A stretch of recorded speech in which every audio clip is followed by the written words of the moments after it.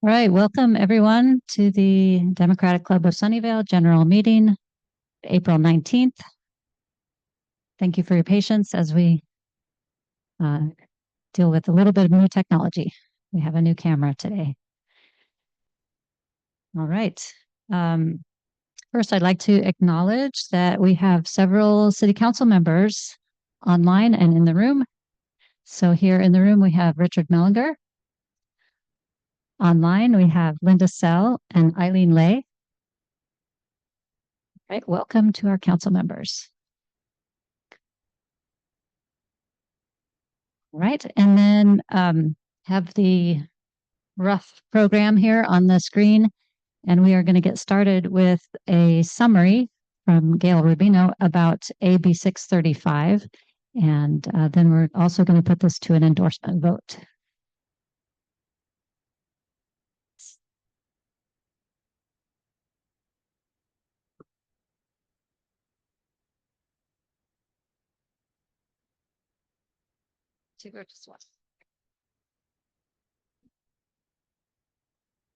On the bottom.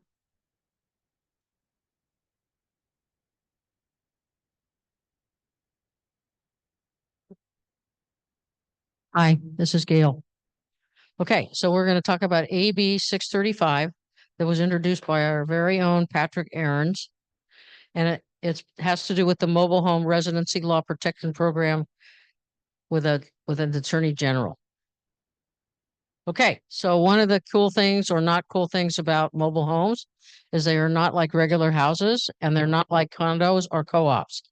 They're regulated by a law called the Mobile Home Residency Law, MRL, and that is administrated by the HCD. It was established to assist mobile home residents resolve disputes between mobile home owners and mobile home management. Mobile home people like me that own a mobile home, if I have a complaint with management, like they want to evict me, I can't go to the city. I have to go to HCD and I have to file a complaint. And sometimes those complaints don't get resolved for like 90 to 120 days. And they decide, the HCD people decide if it's a real bad dispute. If it's a really bad dispute, then it gets sent to someone else because HCD does not regulate this. It goes to a nonprofit legal organization in the state of California, and there's several of those, are like 10. So the most common complaints are eviction, rent increases and notifications of rent increases, rental agreements, and health and safety issues. Okay. So why support AB 635? What AB 635 does, it does two things.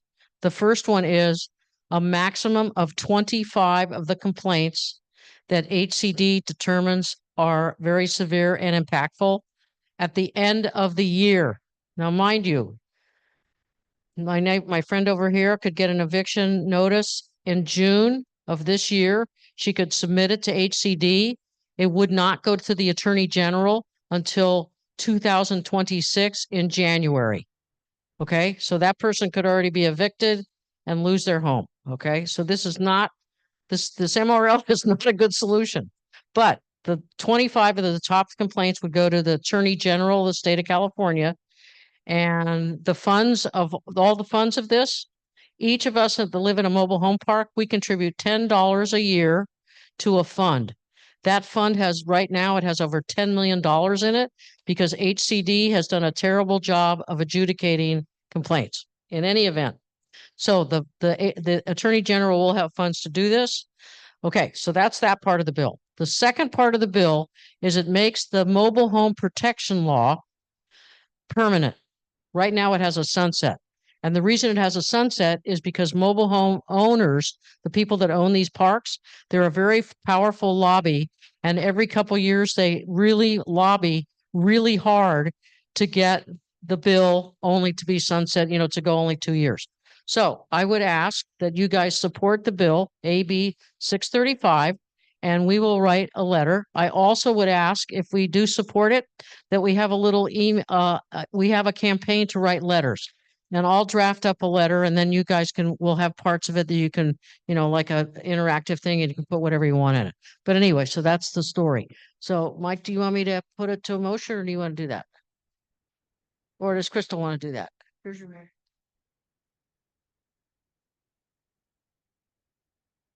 Okay, we have a motion to endorse.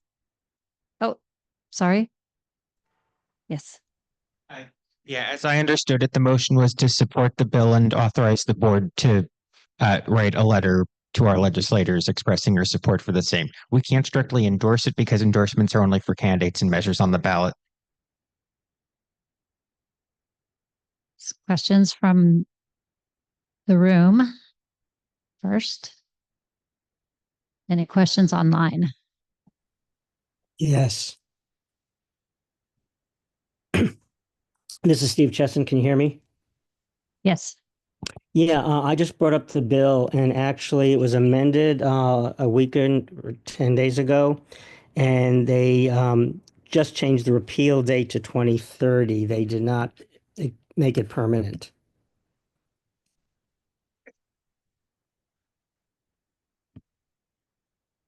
I don't think that should affect whether we support this or not, but I just wanted to point out that one correction. So, Gail, I think you are operating on information that has been changed in the last 2 weeks. Yeah.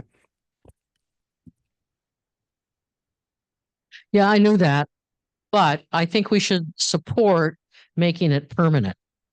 Oh, I agree. I thought you were just referring to what the law said or what the bill does. The bill does not eliminate the repeal date. The bill just Correct. Right. Yeah. But I think we should support not having it sunset. Oh, I agree. I definitely agree. Okay.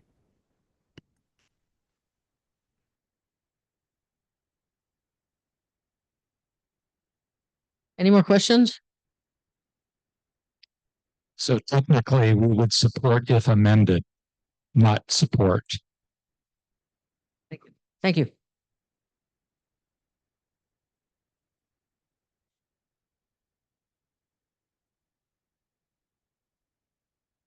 So tell me, say it again, please.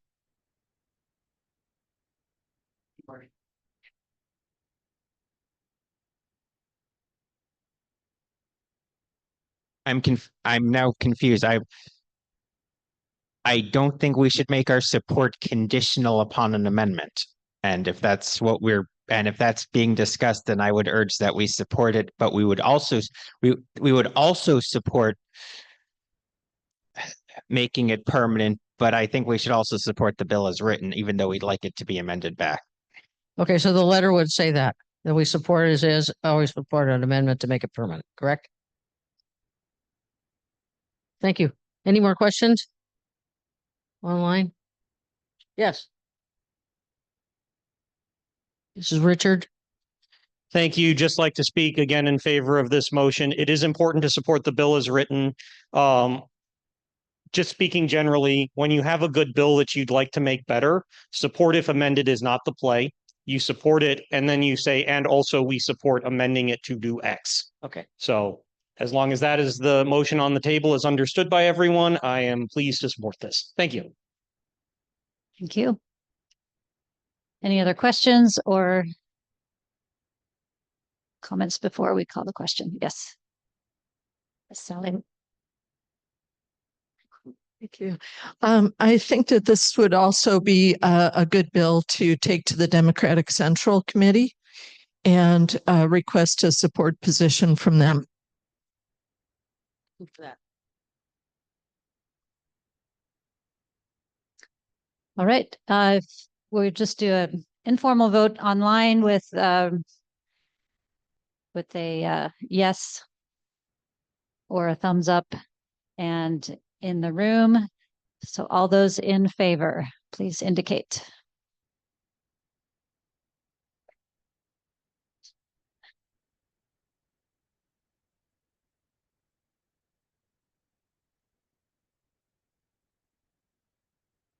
Okay, I've got 13 in the room.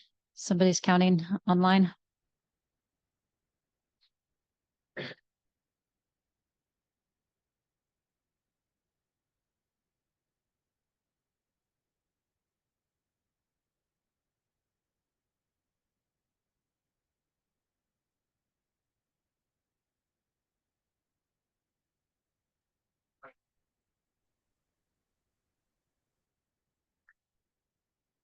All right. Even though we already started the vote. Okay, let's go to those opposed. Any opposed to this motion?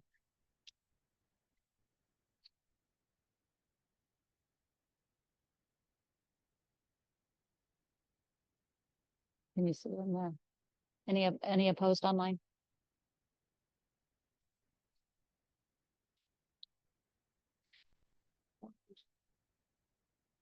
Okay.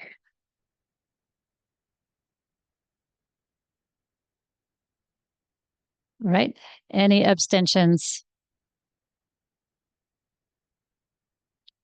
Thank you. All right. The motion passes. Thank you. All right. Next, we are going to move on to our next item about South Bay resistance. And we have several leaders here. And you can see my error on the That's right. We do have two people here in the room who are going to be speaking, IdaRose Sylvester and Sally Lieber. We're so honored to have both of them. And also the time, it happens to be incorrect. But I'm going to introduce Mike Cerrone, who is going to moderate our conversation. And please, our speakers are going to come up for the fireside chat format. You get to fan share.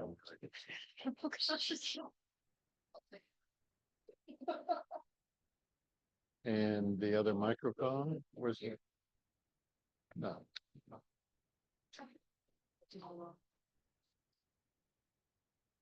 There you go.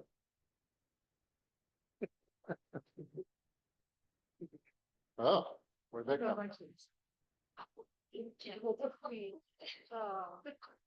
That's good. Otherwise, people watch the video and say, "What?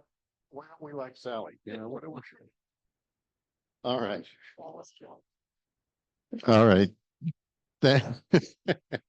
Thank you both for coming here. Our topic today is we're all very aware of the situation going on in the country, and we have a number of people, organizations and individuals all over the country who have stepped up and are having organizing and holding demonstrations, protests, even today in a lot of places. Downtown San Jose is having one. The most recent one that I went to, which was organized by these two in Gateway Park, focus on Gateway Park in Mountain View. I've been to many events down there, and I've never seen that many people. It was pretty extraordinary. So, I invited IdaRose and Sally here to update us on what's been going on, what's going to go on with local things that we can participate in, because that's what everybody keeps asking. What can I do to have an impact? And I'll let you both introduce yourself, because I looked at both of your bios online and it was impossible to condense it or summarize it. So I'll let you pick and choose what you want to highlight. But now, in Sally's case, longtime members of the club will know that we have endorsed Sally every time she's come to us over many elections and many seats. And she's been very active in Sunnyvale politics, even going back to the gun safety measure, which she played a major role, which was not highlighted so much because she doesn't live in Sunnyvale and didn't want to confuse the issue. But we have known her for a long time, and IdaRose mostly, in Mountain View. But I think the last time I saw you in person, you were moderating a planning meeting at the Historical Museum. Yes, yes. I think maybe Nancy Smith had called you to participate there. Right, right. So So, why don't you go ahead and get started? Introduce yourselves, and for anybody who doesn't know you, does this work? There we go. Okay. Well, I'm IdaRose Sylvester, and I actually know quite a few of you, but for the rest of you, it's great to connect. Um, I don't want to give you the long spiel. Mike has set it up that I do a lot of things and in the community and in my life. I'm a longtime resident of Mountain View. By day, I am actually, I still work. I am a lecturer and a teacher and an educator in several different capacities. One of them is I'm going to Lithuania next week, where I teach every so often at a university. So I'll count on all of you if I get stuck coming back over the border as a dissident to the United States government. I'm not kidding. I do worry a little bit about leaving right now, especially given where I am traveling. But leaving it at that, I'm very involved in my community. I sit on Mountain View's Human Relations Commission. I sit on a number of boards, including Mountain View Historical Association and CSA. But specific to what we're talking about here today, in 2016, I was a co-founder of a group called Together We Will, Palo Alto Mountain View. Many of you are members of that, I think. We'll get the rest of you signed up. So we were active during the first Trump administration, responding to that with a completely different energy than we have now and a completely different purpose. I'm happy to talk. I don't know if that's one of your questions, like how have things changed this administration? That's a good one. I'll leave it to you and bring it back to that. So we've actually been active for over 8 years now, continually growing our membership. We're around 3,500 people now, mostly on Facebook, although we do have a mailing list as well.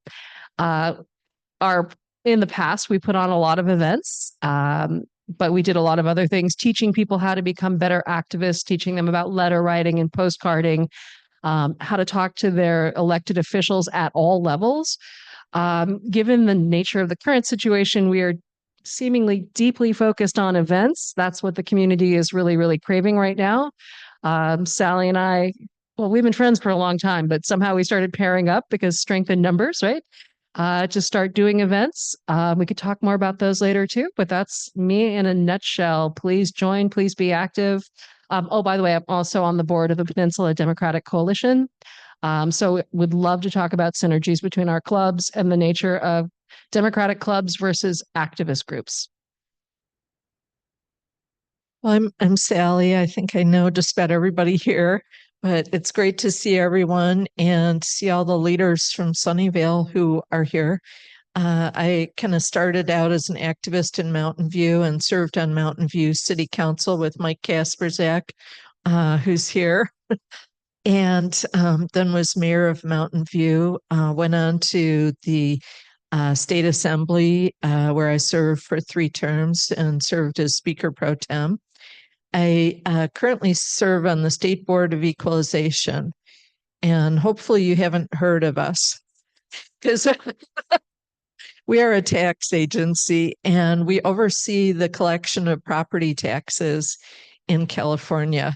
And I just finished a term serving on the Franchise Tax Board as well, which many more people have come into contact with. And when you hear about the Franchise Tax Board, you don't think that there's necessarily actual people serving on that board.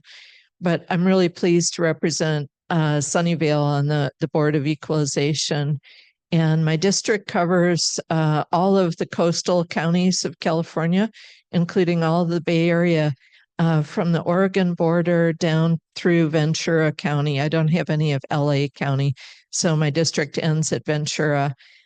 So each of us on the board represent 10.4 million Californians. And luckily, most folks don't come and seek out the BOE. But one thing that we really thrive on is excellent constituent services for those people who do have a problem relating to property taxes in our state. So I'm really happy to be here to talk about activism in our neck of the woods. So, Sally, should we start booing you when you come around like we do with Larry Stone? So I think a good place to go is just what you brought up. How are things different now? A number of us were in 2016 were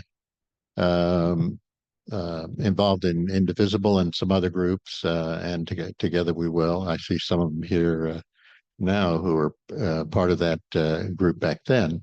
And, I remember at the first Women's March, someone had a big sign up that said, "I can't believe we're still protesting this shit." And that's kind of where we are now in spades. But how are things different now from 8 years ago? From an activist perspective, and I'm still thinking this through, right? Because things are changing so quickly. We were very, very naive 8 years ago, and I think that protected us, as naivete often does. I think we all knew that Trump was fairly ineffective in his first term, so we got kind of spun up with the whole resistance thing and, Star Wars related comments and signs. And I think we thought very highly of ourselves as activists in some ways. But we had a different level of fear because we had never done a lot of this before.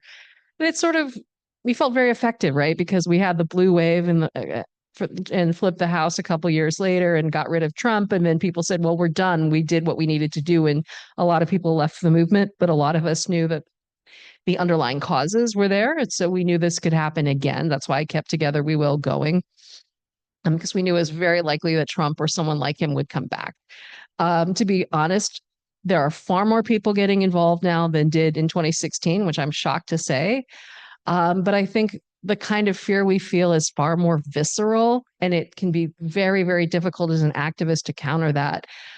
Because we are seeing the dismantling of democracy and our government as we know it. It's happening. Trump found a way to be effective in the form of Elon somehow. Still debating how that happened, right? Like all of these things that I wish I had time to think more about. So I think one thing as an activist, I noticed that there's a lot more anger and resentment, something that Sally and I actually deal with when we do this work. People really are expecting us and others to do more and faster and fix things, and we're just doing our best to try to respond. The threats are much more real. We're much more better at combating them now than we were 8 years ago. But this is an interesting time to be doing this work. Yeah, I agree. And I think that the far-right media, the MAGA-related media, has really been the accelerant here. And the fact that there are very organized people behind this administration now that weren't present in the first administration. So all the folks that worked on putting Project 2025 together to really systematically try to disable and dismantle our government and a democratic system in the U.S. And there are some carryovers from the first Trump administration. Having children go before immigration judges without legal representation has been an example of something that has carried throughout.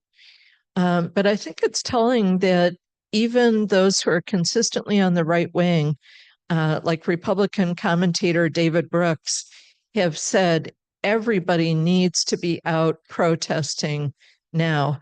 And it is having an impact. We've seen how the Tesla protests have really taken the wind out of the sails for Elon Musk. And the Tesla stock has lost so much value over time. A lot of that has been driven by protests in Europe, but much of it has been driven by protests here.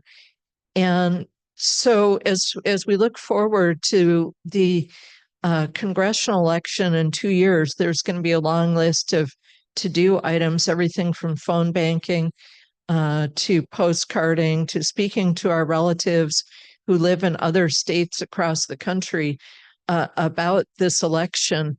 But right now, we really need to get everybody out demonstrating because it is having a powerful, powerful impact.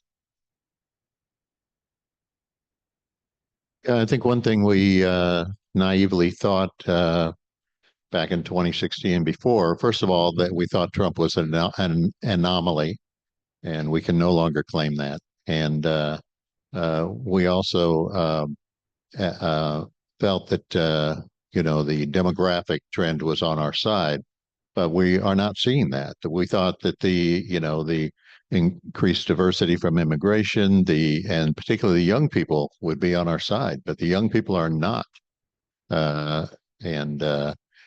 But there were certainly a lot of people showing up, and some of us there on the April, what was it, 4th or 5th protest.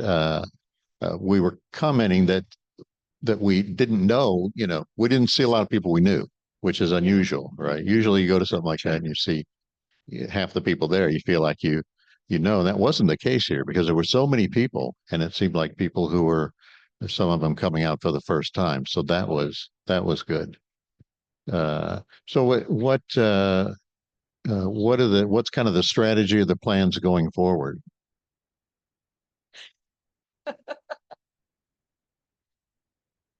Something I tell people often is that activism in it, I think inherently is extremely messy. People think that we have some sort of really solid strategic roadmap, a 2-year plan that we're working towards. I guess the truth is we don't. We do have a lot of great conversations about where we'd like to take things. We also kind of march to the beat of the drum of national organizations like Indivisible or Women's March. They often call, nationwide day of do something, right? So we try to meet those as many times as we can, but they interfere with our own rhythm of our own unique local events, which we'd love to tell you about, that we're trying to squeeze in between these national oversized events. Well, a couple of things are definitely ahead. We are holding, may I spill the beans? We are holding a May 1st event. It's a national call to action driven by Indivisible. So May 1st, I think, is a Thursday. It'll be in the evening. I've got, I hope, a working QR code for that particular event, something you can sign up to help us understand how many people will show up. That will again be in Mountain View. Pardon me. And every day, Sally can tell us about a couple of the other events we have in mind. But every single day, I'm helping activists get involved in elections and conversations to move the ball forward and understand what's going on. So every single day, there are like micro actions, right? This is not all to me. I know everyone wants to get out and protest, and that's very, very important. But every form of activism is really, really important. And I'm trying to help people learn about what all of those different ways are. Yeah, I think other than the large events, a really important example that comes to mind is going to the town halls that our congressional representatives are holding.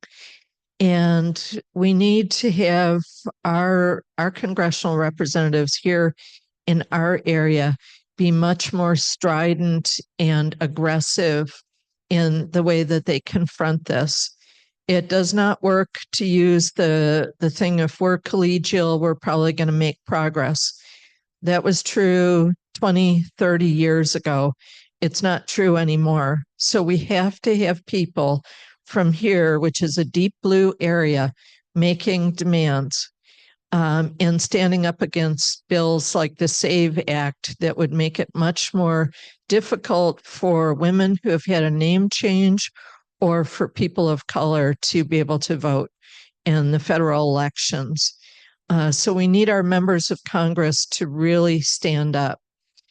And we will be having the event at Mountain View City Hall on May 1st. It's going to start at about 6 o'clock in the evening. And then we're also doing a large scale protest that we're hoping to have 7,000 people show up.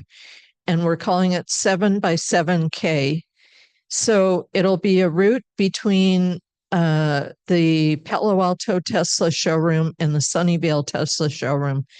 And we want people to come out and fill in with signs all along that route.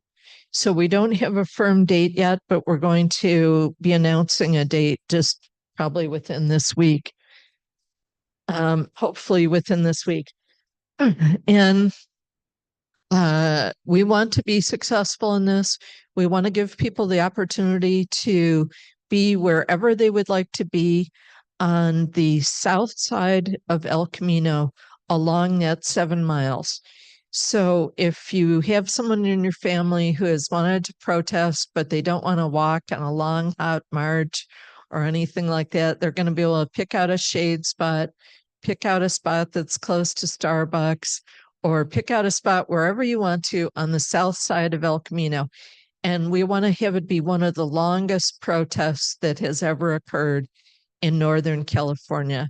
And so we're going to have video cars going the length of the protest to really create an inspiring video out of it. And this will be the opportunity for everybody, regardless of age, regardless of ability, etc., to be able to come out and to protest within a 2-hour window. And bring all the great signs, bring a lawn chair if you want to be able to sit down. It's going to be very, very comfortable and very accessible. And you'll be able to park near the spot that you choose to protest.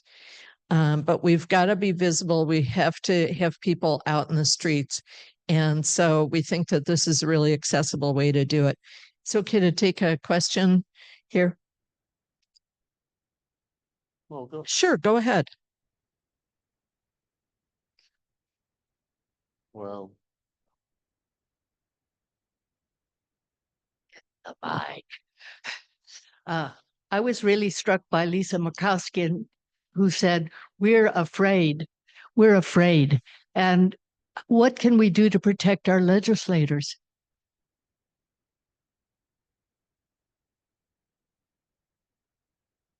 Absolutely. The question was, what can we do to protect our legislators who are very concerned about their situation? We still have all the January 6th groups out there, and that's a real concern for people. And I think that there is law enforcement that they can access. I look back to several times when I had death threats when I was in the state assembly, and the CHP was outside my house 24 hours a day with a car running to exit me from my house. And so there are possibilities like that. But we just have to have people who are going to stand up for our country and for our rights within our country right now. And several of our new legislators have not been in a partisan context before. They've served on city council or as mayor, where it was not a partisan office. And so trying to work in a very collegial way is very effective at the local level, but it is not effective with MAGA members of Congress.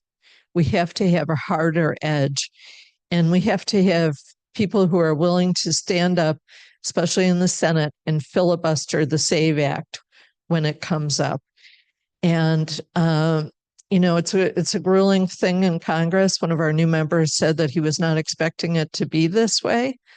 It is this way right now. So that's what we're working towards. And we have to do our part of being out in the streets. And I think back to my parents' generation. My father was drafted as a senior at Northern High School in Detroit, was drafted straight out of high school and went to jungle warfare in the Pacific as a 19-year-old. And our previous generations have known what it was like to fight for American ideals. And now I often think of that, and I think that we have to be ready to do the same unbelievably in our own country, and to do everything that's within our power to do legally to really fight this hostile takeover of our government. Just a quick add. There's two types of protection, I think. One, a lot of these people who are speaking up people will try to primary them. So make sure when the time comes to do everything you can to help their election campaigns, donate money, write postcards, make calls, go to wherever they are and knock on doors. That would be really important if other people come after them, if the Republicans come after their own who are standing up. The other is the physical protection is difficult, right? What side is law enforcement and the military going to be on when push comes to shove? That's why it is absolutely important to state your values, state how you feel, tell your family, tell your friends, don't hold back, right? So many of us don't want to, like, oh, I'm going to keep calm in my family. I'm not going to mention how horrible Trump is. Now would be the time, right, to stand up for your values. You don't have to stand up for the Democratic Party. Stand up for your values, which is believing in the Constitution of the United States. So we need loud voices out there.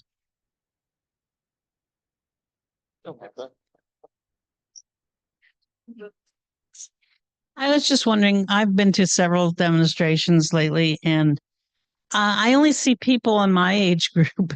And I'm just wondering, how do we get more people in the younger age group and get them out there? It's really important. I know my son and both my kids feel very strongly about it, but they're not getting out there. And so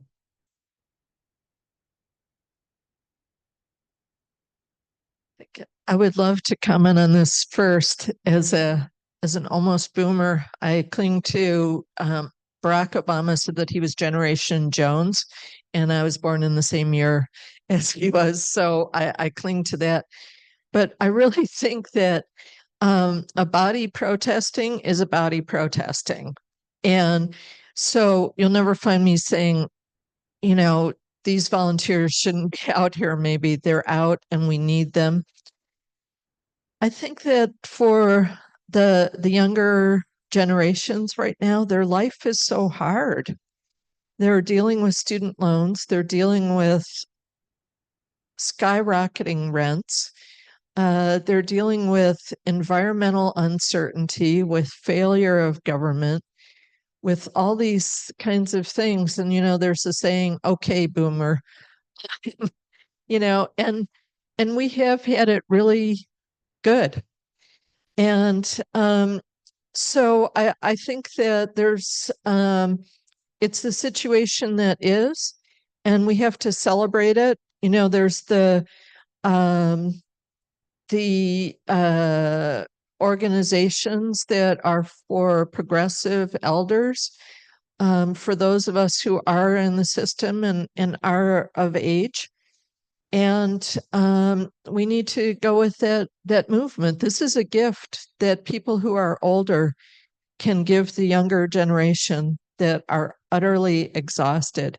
And I have to say that our April 5th march, there were a number of families with small children in strollers who are able to come. And our 7x7K is going to also be child and family friendly, in the sense that it's not a march you protest in place at a place of your choice. But I think that this is one where people who are of age can shine, can really step up.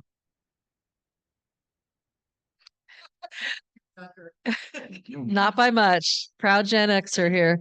I agree with everything Sally says. I mean, we had 5,000 people on April 5th, and one of the number one, I guess, criticisms we get is why was everyone so much older than? Why were there no young people there? Like, why are you complaining? There were 5,000 people, more people than have ever protested in Mountain View, and you're complaining about their age. Second of all, actually, because I did the march, I was in the march. There were lots of young people. There were kids. I mean, like all ages, from babies in strollers, high schoolers, high school journalists. I thought that was actually pretty good. A lot of people, when they go to a street corner protest, you will see older people who don't want to march, right? They just don't. But we did have some older people marching the entire way. So I think Sally is right. A lot of young people feel disenfranchised by the system, by their life, by life in Silicon Valley.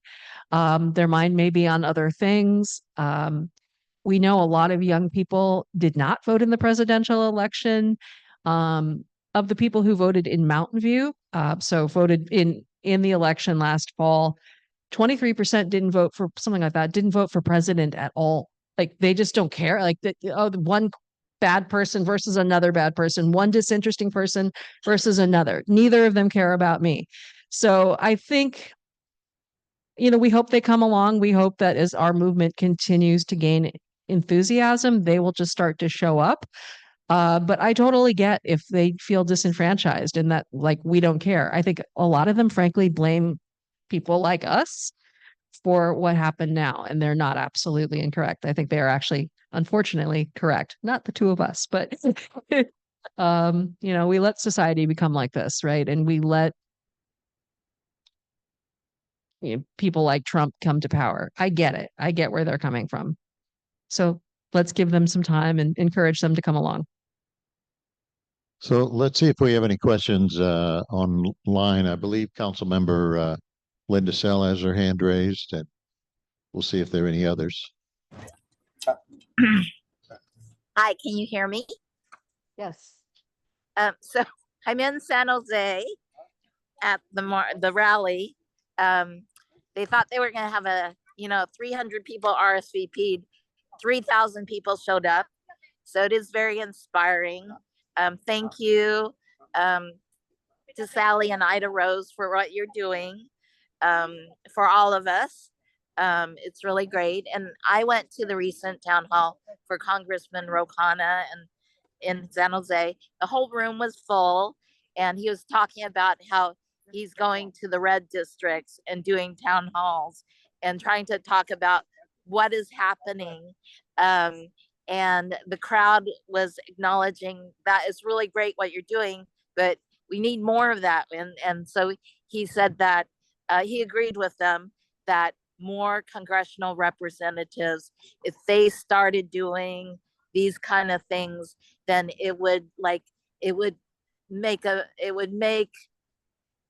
be like the 7 miles of people. It would get through the news, it would break through, and that's what we need, a whole concerted effort of everyone getting out there and breaking through the news so that everybody knows about what's going on. Because people, as you said, like their lives are busy, they're trying to make ends meet. Students are just trying to survive and do what they need to do to get through school, and so things like what IdaRose and what Sally are doing break through the news cycle and acknowledge so that people figure out, oh my gosh, this is like really bad, and then they do like me, they show up at a protest, which I've never done in my life before. Okay, that's it. So thank you for what you're doing. Oh, great. Okay, another question back here. I want to dovetail off of the earlier question about youth involvement because I'm going to say I am 38 years old, which puts me, I think, in the bottom quintile of age for this club's membership. So, and that is an age that is, let's say, fast approaching middle age, if not already there. And my question is, given the millennials were the strongest voting bloc for Kamala Harris in last year, followed by I believe boomers and Gen X both were, no, boomers and Gen Z were both split about 50-50, and then Gen X broke heavily for Trump. So as we look at this and we see the need to, not just assume that Gen Z, oh, they're young, they're going to vote for Democrats, right? What is your movement doing to go and reach people under the age of 40, right? Because I think that to get people, all the issues my generation, Gen Z, are dealing with, to get them involved, it's not enough to just say, well, life is hard for them. We have to go out and meet them where they are. What are we doing to accomplish that? Should I? I'll start this one off. And I would say that people who are activists have to go to the spaces where youth are. I've been critiqued by a lot of people for going to DSA, Democratic Socialists of America meetings, but they are wholly a youth movement. And youth have a lot of participation when it's on the issues that they really care about, when it's on the issues like rent control, climate, Palestinian issues. And the fact that they don't see that dealt with in the mainstream of democratic politics, I think is really disheartening for them. Disheartening, disappointing, every adjective that you can use. And I think that we also have to have elevation of youth into positions of influence within the Democratic Party. David Hogg, who was one of the survivors at the shooting at Marjorie Stoneman Douglas School in Florida, is now one of the vice presidents of the DNC. And he's put together a fund that's now several $1 million to primary what I think could be described as the gerontocracy within the Democratic Party. And if people really are not willing or not able to do the very rigorous job of being in Congress, then it probably is time to move on and have others be able to compete. So I doff my hat to David Hogg, although he's now very controversial for taking decisive action, and we have to have more involvement of youth that have very pressing concerns. For David Hogg, it's been gun control, and we don't see a lot of forward motion coming from Congress or from the presidents on that issue. So that's one part of it.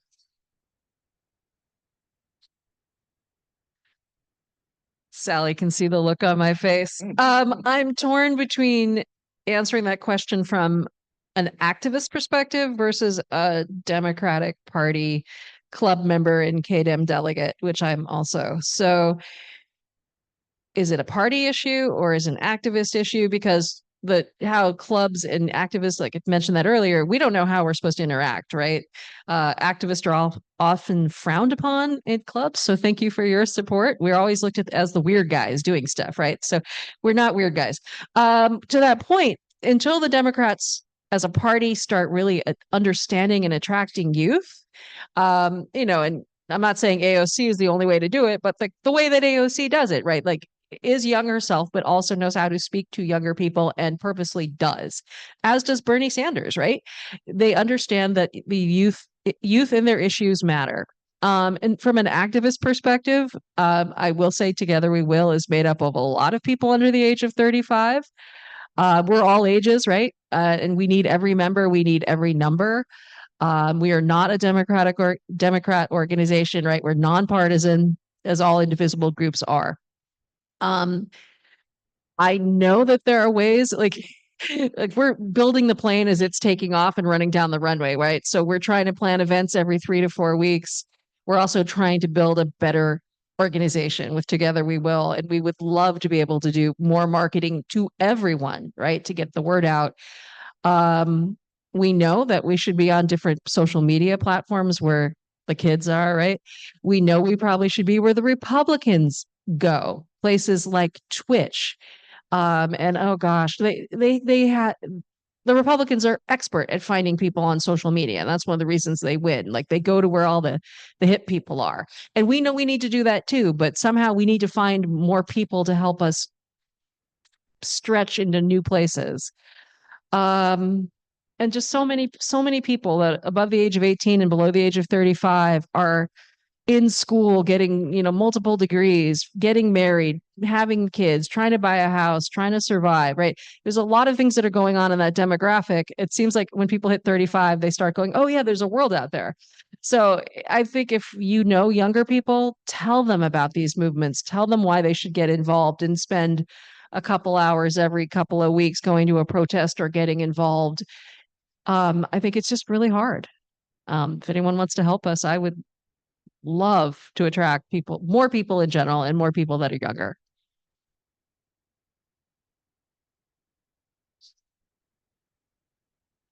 Yeah, hi, I have a question. So the thing that's troubling me, I think the most, and I'm an avid New York Times reader, is I don't think a lot of people read the New York Times, and I don't think they read the editorials. And what I'm finding most distressing, and if you take a moment to read the Declaration of Independence, one of the things that Trump is doing, because he's now our new pharaoh, is he is doing things that are absolutely in the Declaration of Independence. I'm sorry, the Declaration of Independence, like abducting people and sending them abroad to jail.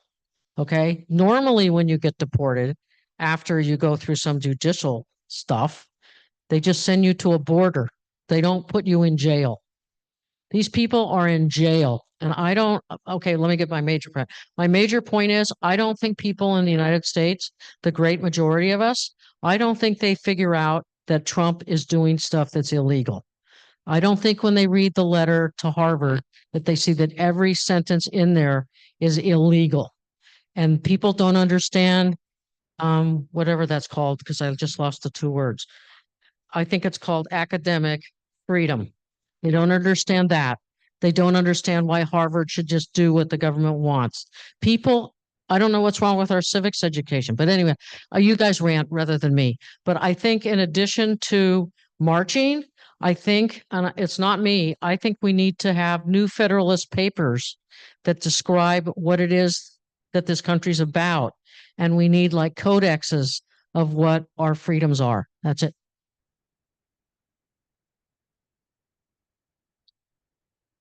Should I go first? I agree 1,000%. And, I am Facebook friends with my 7th grade civics teacher. And that used to be a big subject that you had to pass, and you had to understand what government was all about. When I was in the state assembly, I used to get a number of letters that would say, can you tell me about what type of a government we have here? It's like, well, Tiffany, maybe not, but I'll send you some handouts about that. But it's a hard thing. And would I be in favor of another constitutional convention, either for the state or the federal government? I wouldn't, because the impact of corporations at this point in time is so heavy on our government that they would love to be in that driver's seat and be able to really change our form of government. And we're seeing a lot of that being accomplished with Project 2025. I have to think, as I'm reading the newspapers daily,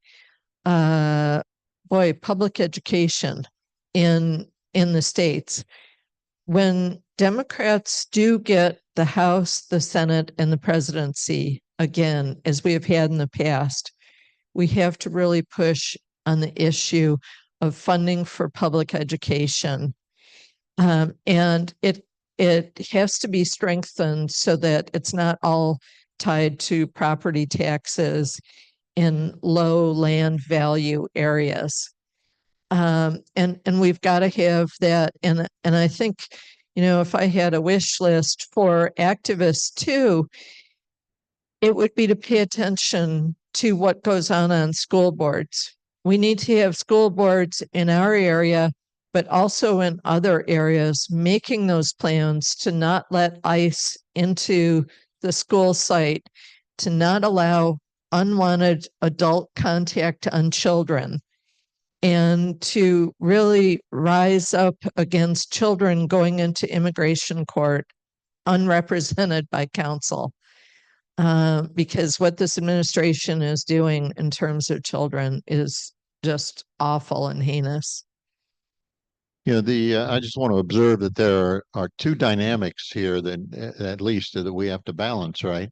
There is the resistance against the terrible things that are going on and raising the alarm and pointing all these out, which is absolutely critical. On the other hand, we don't want to be forced into our whole platform is a mirror image of the insane things the other side is doing. Well, that's another crazy thing. Now we've got to, so the more time we spend highlighting these things, the less time we have coming up with a new platform. And really the young people aren't buying what we're selling a lot of times, and even various groups, because we don't have a good message. And in my opinion, our whole dialogue is from the 50s when I grew up. It was a great time, wonderful, but times have changed. And talking about, Scranton Joe was great, but how many people even know what Scranton was or means or anything? And even talking about the working class, nobody that I see, any, elected officials or whatever, they're all talking about the working class. None of them are working class. They may know some people who are working class, but so it doesn't seem genuine because it isn't genuine. They're speaking on behalf of people that aren't them. And so we've got to come up with a new platform, a new message, and it's not just messaging. It is really policies and programs that address the real world as it is today. Speaking to someone who is a boomer and was protesting the Vietnam War, times are different now. So, to that point, and to the previous, the Democrats' messaging obviously leaves a lot to be desired, and I think we wish we had more time to address that in our daily life, right? But we know that the Republicans said we're going to target the people that the coastal elites or the liberals or whatever you want to call us, we're going to go target those people that they beat up the most, like the people they make fun of and put down. So it's not working class broadly, but the Republicans very specifically targeted people like trad wives, right? Like the traditional wives, NASCAR and wrestling fans. They found just enough of these people who feel beat down by people like us, not necessarily us, but by Democrats and liberals. And they got that messaging to just enough of them, right? So I think we have some self-reflection to do when we think about our messaging. And to the original question here, I love our Constitution. It's got some flaws. So does our Declaration of Independence, right? We have some flaws. We've addressed a lot of them through the amendment process over the years. It is a beautiful document that I was raised to believe is sacred. And I think a lot of Republicans don't know that Democrats love this country. Like, fly the damn flag. I have people tell me every day, I don't want to bring an American flag to a protest because that means I'm a Republican. No, it means you're an American. And I think that everyone in this room needs to start remembering that this is our country too, and really lean heavily into we love America. We love our Constitution. We love our history. We cherish it. Yeah, there are a lot of things that went wrong, but fundamentally we love this place, because I think the Republicans have done a great job taking advantage of telling people that we only care about ourselves. And by the way, a lot of people don't understand that what Trump is doing is breaking the law. They're twisting the words. They think it's whatever it is, right? Whatever issue, they fully believe he's doing everything he has the power to do, because they don't understand things like due process or academic freedom or any of that. Where we've gone wrong, I don't know. But part of that, there's the message, then there is the media. Something like just 1 million people will watch a major broadcast on CNN. And you think, oh, well, Fox must be 10 times that. It's actually only maybe 3. Nobody watches major media. All of these people who are hearing that what Trump is doing is fine and right and you should applaud him are listening to things on the Twitch platform or on Truth Social or some random jerk YouTuber. One of my brothers has voted for Trump 3 times now. After his second time, he said, "I'm so sorry. I've made a horrible mistake. He's a terrible man. I'll never do that again." But now he voted for him a third time and said, IdaRose, you just don't have the right sources. You need to go do your own research. There's all these dudes online that they're teaching me how this works. Like, oh my God, we lost ground because he got brainwashed from some stupid YouTuber who probably knows nothing about anything, right? Who's just getting views. So it's message and media. I think we have another question online. Gita? Hi, thank you so much for all you're doing. My name is Geeta Golakota. I'm a resident of Sunnyvale. I appreciate all the organizing and the running of the protests. I really appreciate it. I'm not personally a person who would go to a protest, but I'm curious, you're talking about, a next election, encouraging youngsters to take on the role of running and all these things. All this with the assumption that there will be a next election. Right now, he is assaulting on the election systems, like the actual election systems. They're taking over that. And pretty much he is decimating all the workforce that is needed to ensure that something runs correctly or not running correctly. We are already at a point where the constitutional crisis is imminent. He's going to disobey the SCOTUS order on Allied Enemies Act, and also other things. We've already seen that he started doing that already. With this constitutional crisis very imminent to us, what are some things that you are thinking about? This cannot go on like for the next 2 years until we have the next election. What are you guys thinking about in the worst case scenario that we are getting into authoritarian, we are going into the dictatorial waters already?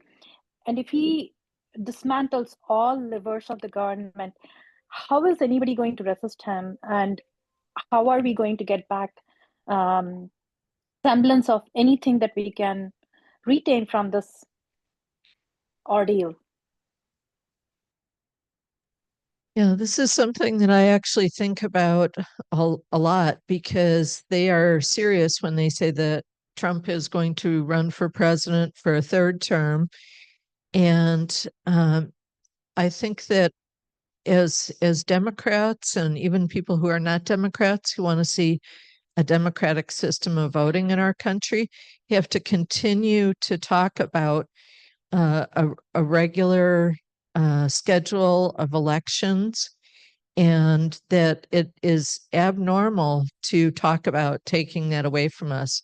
The SAVE Act in disenfranchising voters is an abnormal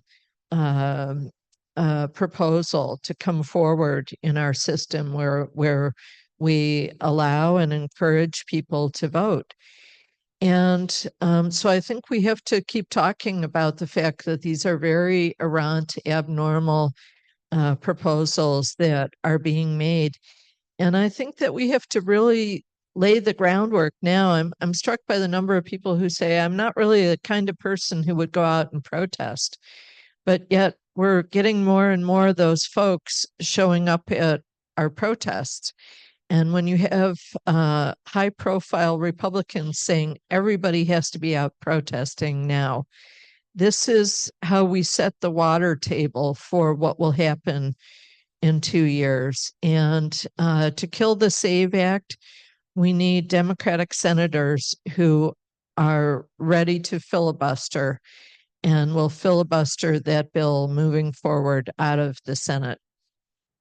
And we have to rely on our court system. And it's not going to necessarily be infallible, but we are not going to give up either. We're going to fight this for as long as we have to and with as many people as we can possibly muster. And I think that ultimately our democracy will hold. a lot of there's been a lot of loss of American soft power around the world. We are now the laughing stock of most of the world in terms of the unforced errors that Trump has made and the chaos of his administration. I mentioned that I'm kind of a tax nerd. There have been 6 interim heads of the IRS, and the longest that anybody has stayed in the job so far has been 10 days. So this is not a level of performance that everyday Americans are going to support.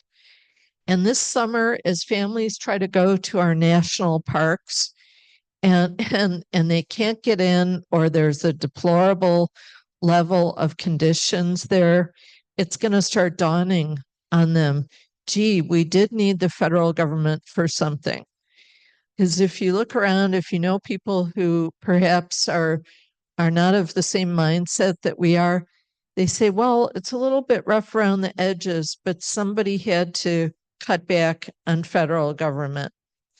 And if you look at the spending over the years, it has been only Democratic presidents that have cut back on the overall level of debt that our country takes on. And we're not going to be in a better position by messing up our treasury, by making all kinds of risky moves into whatever the Trump Bitcoin and similar kinds of things. And our leading national newspapers did not stand up and make endorsements of Kamala Harris as a competent adult in the last election, but they are starting to stand up now. And so I think that the tide is turning, but we have to continue to push as hard as we can. This is a historic confrontation that we are at, and we each have a strong role to play in this. I'm just an activist. No, I like the question. I can't personally dwell in that space too often emotionally. I know that the only way we can fight back is by numbers standing up and standing loud. And I honestly feel like there's a shift. Like Sally mentioned, there are Republicans starting to speak out. We're hearing a lot more people speak out against this administration. I think we can turn this tide, but I also occasionally let myself dwell in the fact, like, what happens if we don't? Do I think we'll turn into a permanent dictatorship? I actually guess I don't, but I'm willing to accept that. Like, I'm also willing to accept the fact that as a fairly public activist, my name is out there. I could be putting my life on the line at some point, right? Not to be too dramatic, but we are the dissidents, right? Trump is actually coming after Indivisible as an organization, as an enemy of the state. So I guess it's my time to be brave. I keep saying, why did the universe put me here now? I guess for a reason, right? Like, I'm going to just stand in that and own it as best as I can. This country has gone through hell from its very inception. It's very colonial inception, right? This country has been many different things at many different times. And I think we're at another inflection point. It could look like what the Revolutionary War looked like, or the Civil War looked like, at moments where who we are and what we became were being defined. So I kind of try to embrace that. It occasionally keeps me up at night, but all I can do is say, well, if we're at that inflection point, at least I'm here and at least I'm trying. It looks like Council Member Sell has a question. I want to make a comment. So I'm here at the end of the rally for in San Jose. So I see from afar a bunch of young people who really were attending and helped organize. So I think there are the young people out there, we just got to find them, who would, be part of the resistance. I also attended another event where the vice chair of the Democratic Party spoke. I think his name is David Campos. And he was saying in the last election, that although across the United States there was a red wave, he said in California there was a blue wave. There were 6 congressional seats that the Democratic Party was targeting, and they were able to make 4 of them, I believe 4 of them blue, and I think they flipped some. So they did that, he said, because they had organizers throughout the year, not just right around election time. And they had organizers that came from that community, and they had people that were running for those seats that fit that community. So last thing is, last time at another Democratic Club meeting, Sunnyvale, we had Senator Becker. And Senator Becker, at the end of it, he said that at Stanford, I'm hosting like a summit at Stanford Law about how we combat against, these overreach of the federal measures. And then I went to that, and our Attorney General Bonta, he spoke at it, and he was saying that he was there at Trump 1.0 previously, and California had over 100 lawsuits that they against what was going on with the Trump administration, and they won 2/3 of that. So this time around, the legislature has put in more money so that the Attorney General can and his department can do similarly and fight against the overreach. Lastly, is we have the Supreme Court, that you would think that they're all, most of them were appointed by Trump, but recently with Abrego Garcia, he's the one that was in Maryland, that was taken to El Salvador. The Supreme Court 0-9 said he needs to be returned to the United States. So in all this darkness, I think there are little signs of hope. And I still believe in the Democratic Party. I still believe in organizing. And so in our little Sunnyvale Democratic Club, if we can help be part of the movement and grow the movement, then we can be additive to what they're doing across California and Mountain View and everywhere. So just my little,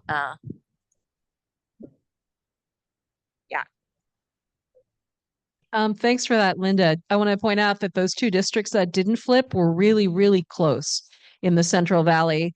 And there are already postcarding and letter writing campaigns to very targeted groups in those districts, who may not, people who, both Democrats and Republicans, or swing voter types who are not registered, focused on their potential of losing their Medicaid. So there are people already going after, starting to warm up voters, saying, your area really, really matters, and your life is going to be dramatically impacted. So I'm really excited to say that work has begun. Yeah, and I think it's tremendously important what the clubs can do. And like earlier today, when you voted to support AB 635, that's by a young member of the state assembly. And I've done a lot of precinct walking in the mobile home parks. Not everybody is a Democrat in the mobile home parks, but when you get a flyer out to them, there's something that can change your life for the positive and the lives of other people that who are like you. When you show them government functioning, it helps to change where they are at with it. And I mean, regular people in the community who are not politically obsessed like we are here, when they look out and they see the impact of corporations and Citizens United and politics is maybe just all a big money game, they think, what are the stakes? Why should I vote? The system is going to be gamed by the corporations anyways. And so having that activism there where you say, okay, here's AB 635. It's an actual living bill that's moving forward, we hope, in the system. And there are good things happening. It changes the perception of what government is all about and what the possibilities are. It looks like Marie Bernard has a question.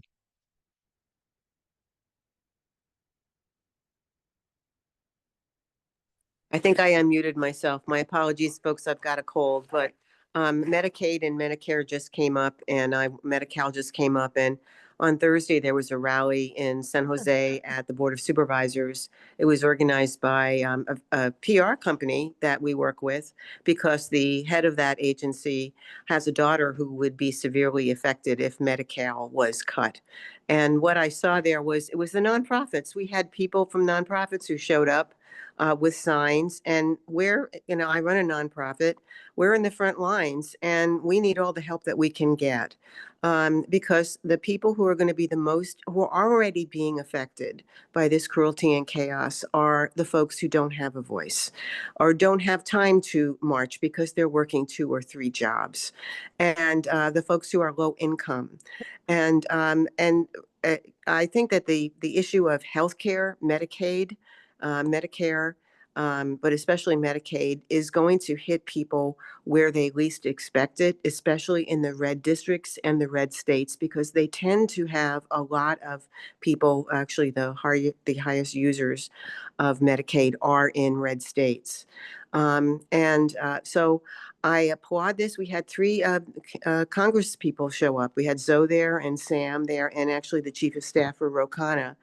And the pain is already here. It is already hitting people. The cuts to food stamps, the cuts to USDA food, we're seeing it every day in our food distributions. So I would encourage people to really, and we said to Zoe and Sam and Ro, how can we get beyond our bubble here in Silicon Valley and make sure that we are supporting them to reach out and make that message known to those districts and to those states where they are not going to know what hit them. It's going to be a truck right between, hitting them. They're going to lose everything, and they're not even going to understand why. And the other thing, so again, please support the nonprofits who, we don't have any spare time, to be out there marching and advocating, but we're often the first people to go in front of the local officials and write the letters and organize our clients as much as we can. And I want to thank Livable Sunnyvale in particular, a lot of people who are in the room, for helping to organize our community leaders to speak in front of school boards and city council and the board of supervisors, and to call to our Congress people. So not necessarily a question, but I'm seeing a glimmer here, and I would really like to know, beyond getting, it's one thing to march here between Palo Alto and Sunnyvale, for example, and that's wonderful. And believe me, I'm a 71-year-old woman, gray-haired lady, and what are they going to do? Arrest me and put me in jail because I'm trying to keep people housed and fed with health care? Let them at it. But the nonprofits really are. We are struggling every day right now. I have to watch the news because I have to know what is going to be happening tomorrow that's going to affect the people in my coming to our door today. So how are we going to be reaching those red states, those red districts, and encouraging and supporting Zoe and Sam and Ro and our senators to stand up and filibuster? Do we have to send them, like caffeine or something to say, do it, just do it. We're behind you. We're besides you. Yeah, absolutely. Thank you so much, Marie, for that comment and for the work that you do every day. And, the tragic thing is that the full lessons of what is going to be damaged by Trump's election are going to just be arriving in red states now. The farmers whose product is not going to be bought by the federal government to be processed through USAID, the people who have a family member with disabilities who are in the red states, who are going to find out that their services are going to stop. There are virtually no families across the U.S., even people who are considered wealthy in our area, not the hyper wealthy, but the regular wealthy in our area, who can really afford the services out of pocket for a child that has cerebral palsy. And there are so many tragic things that are going to happen as a consequence of this election. And we have to do everything in our power to protest, to show that people are against these changes, and then to change the elections all across the US. IdaRose talked about the postcarding and the phone banking and other things. Elon Musk spent an absolutely obscene amount of money to try to win the Wisconsin Supreme Court election. And he was not successful because of volunteerism across the US and tremendous volunteerism within Wisconsin to get the other candidate elected, Susan Carlson. And so the elections are just starting to ramp up for 2 years from now.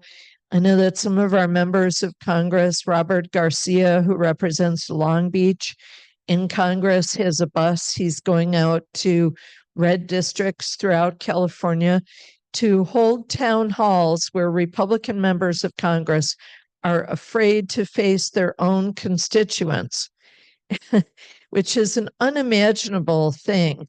But I think that we're going to win control of the House of Representatives and potentially win control of the Senate in the next election. And we just have to fight like hell and all kinds of different ways to do that. The next few months are really going to tell the story when people in the red states find out that, yes, their parent, their grandparent is able to be in a nursing home by virtue of Medicaid, that their own workers are the people who are being chased out of the United States, who, even if they're on a path to citizenship, they're receiving these heinous, poisonous letters saying you should leave the United States within the next 7 days. And unfortunately, we don't have another easy way to get Trump out of office before this next election that'll afford us the measures of control over him. But we have to do everything that's in our power to make that apparent, and to really insist that people understand the things that government does that are beneficial and vital to Americans. So I think we need to wrap up because we have another agenda item. Going forward, going forward, our plan is to, because we know this is an ongoing process, is to have, basically an open opportunity. If you have an event coming up, we'll publicize it through our media, and you can call into our monthly meetings and update with a new action or something that's going on. I should mention I reached out to Indivisible Palo Alto Plus to ask them to come, but unfortunately this month their meeting is exactly the same time as our meeting. It was moved because of Passover, so next month they plan to come and talk to us. And going forward, again, if there's any actions we can get involved in, and we've done postcarding in this building, I think, Gail, so that's another thing we can look at. So I want to thank you both for everything you're doing and coming here and talking to us today.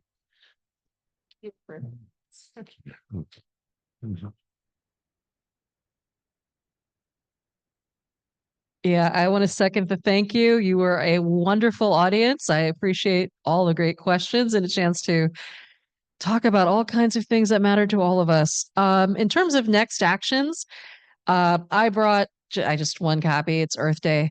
I didn't want to print too much paper. With a little bit of information about how you can join together, we will either via Facebook or an extremely low volume email list, and some information about our May Day event. There's very little information on that link so far, but that's going to get fixed in the next like 2 days. So definitely stay in touch, join us. We have so many different actions. It's hard to remember to tell everybody in real time, but we'll make sure you know at least at the really big ones. But mark your calendar, May 1st. Oh. And thank you for having us here. This is kind of like old home week for me. And, you know, the things that you're doing as a club are so tremendously important right now. Just very important. Thank you.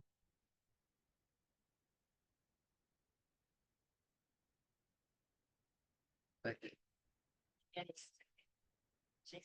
Putting it into the chat. Oh, you said with us Good to see you. Thank you so much. Yes. See you again. Yes.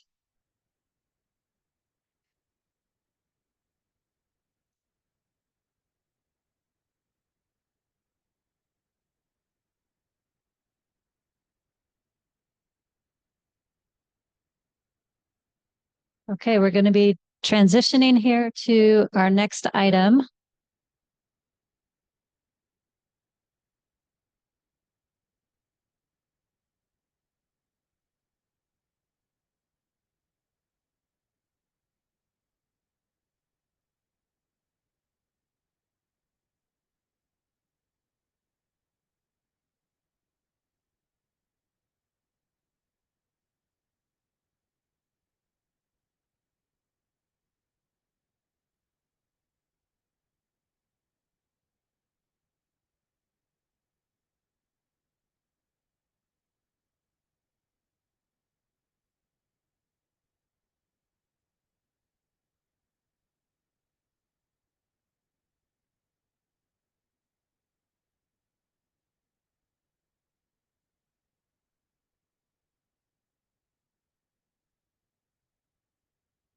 All right. Our next speakers are from Sunnyvale Safe Streets. We have Ari Feinsmith and Daniel Karpelovich. You'll have to say it the proper way in a minute. Daniel Karpelovich. Thank you. All right. And here to tell us about the Tasman Road bicycle pedestrian proposals. All right. I'm going to give you. You want to change those slides yourself? I'd like to.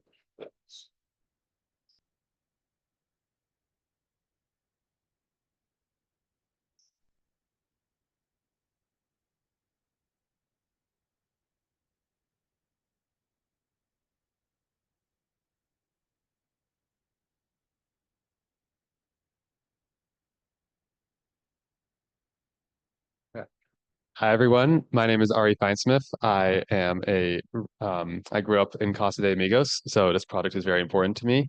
For those of you who don't know, Casa de Amigos is the mobile home park that goes right alongside Tasman Drive. My name is Daniel Karpelovich. I live in Lakewood Village. I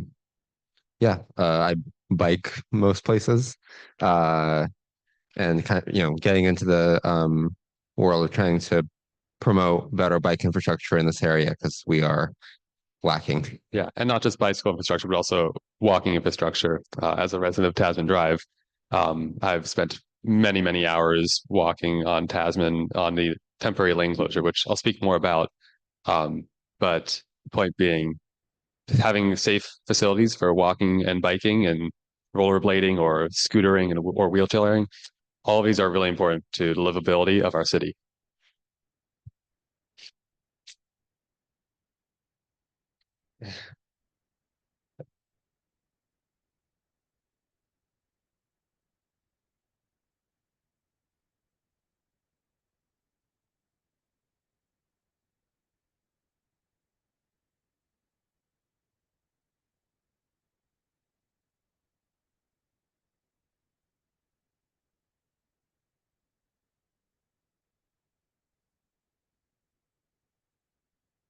We're good.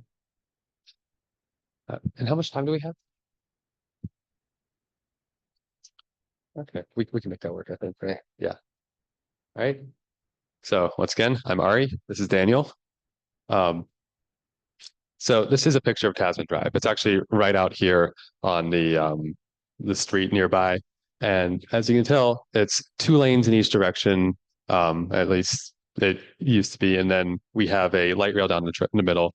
And the issue is there are no continual sidewalks or bicycle facilities whatsoever.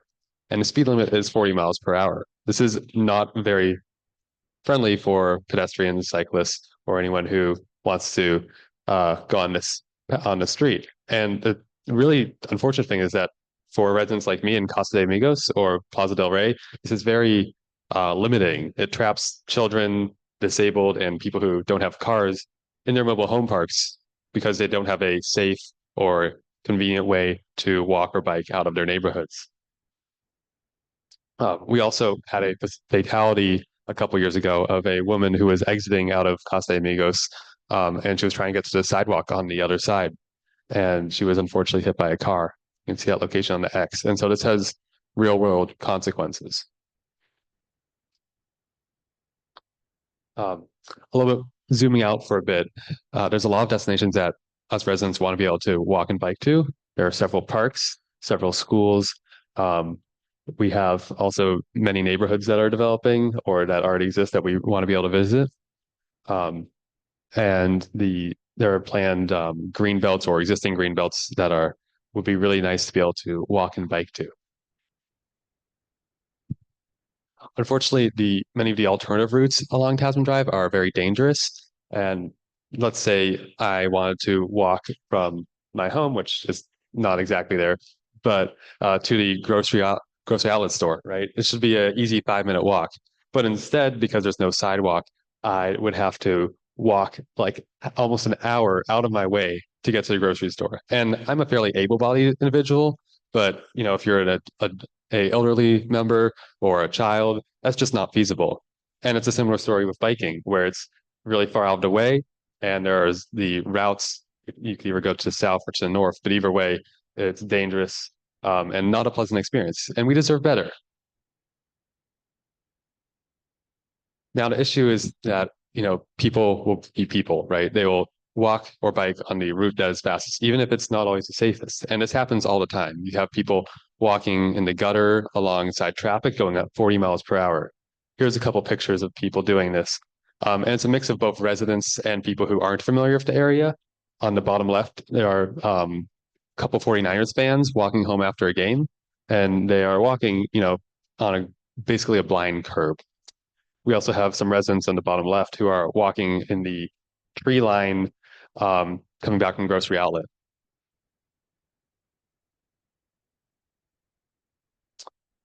This is what scares me the most.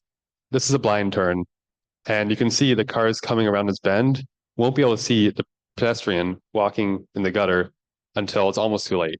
I'm very grateful that nothing catastrophic has happened yet, but there have been many close calls, and we need to mitigate this or someone will get very badly hurt or die. So the city has 2 kind of proposed alternatives that they are considering.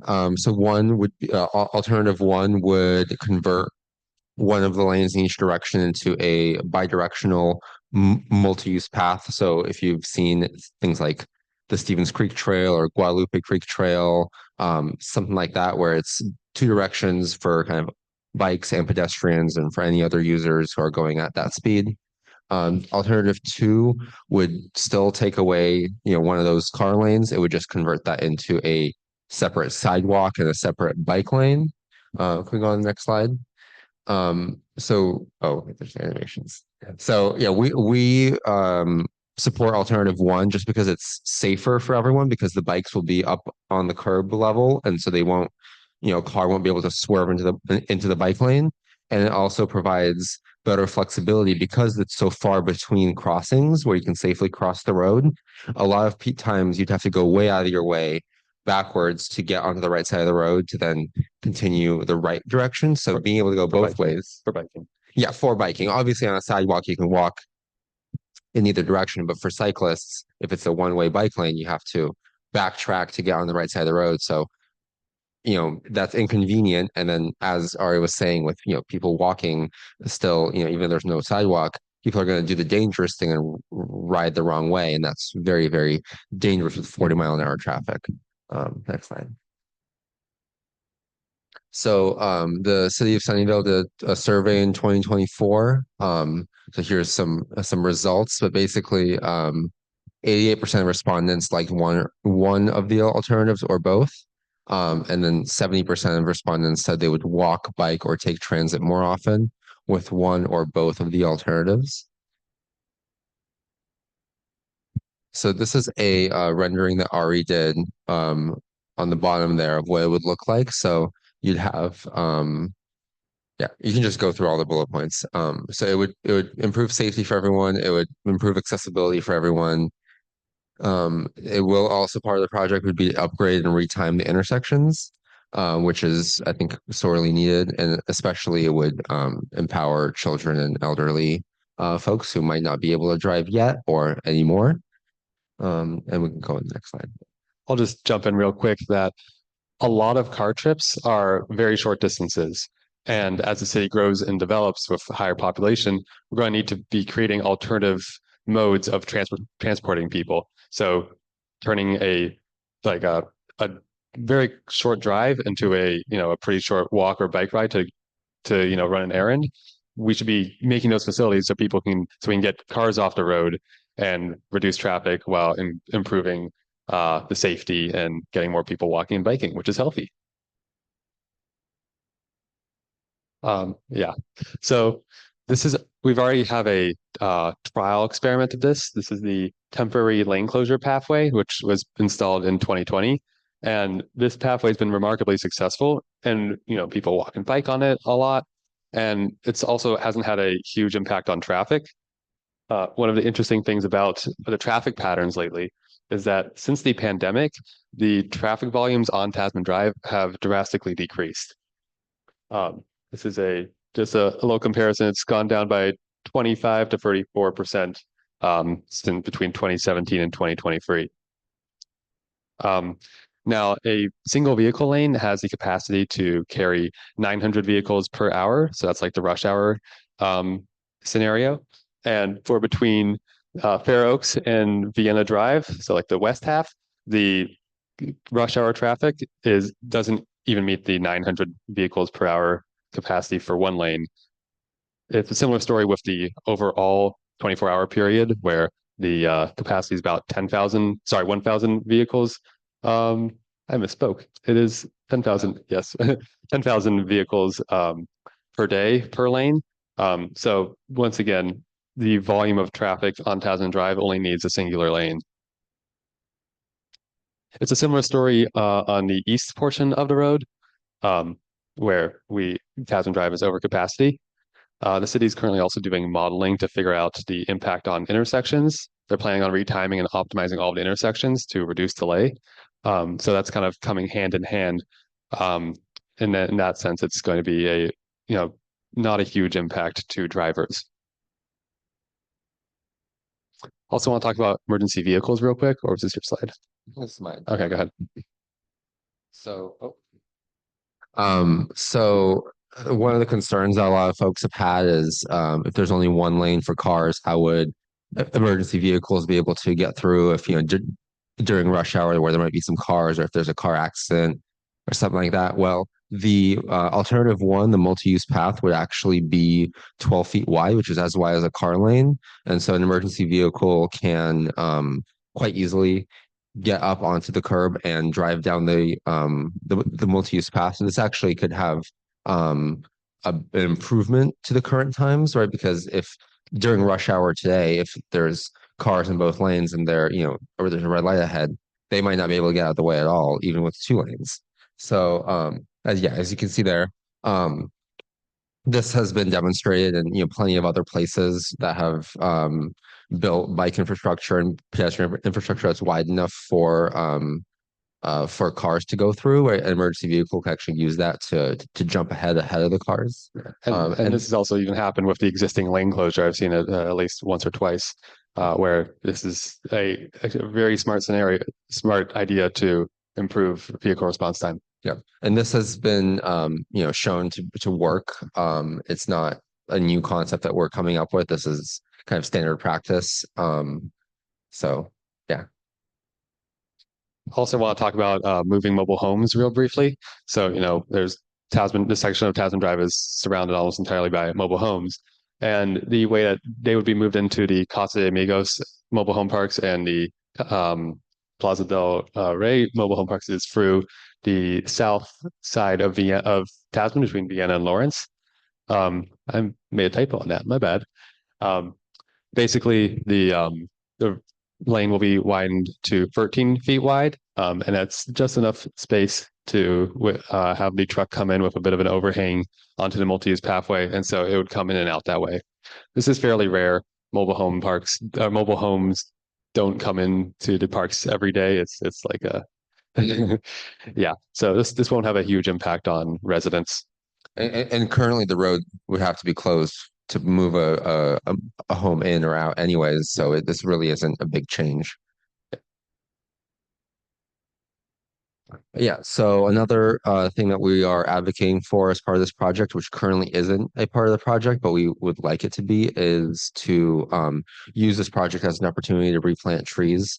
So currently on the current plans for the project, it would impact 4 smaller trees that are on the roadway.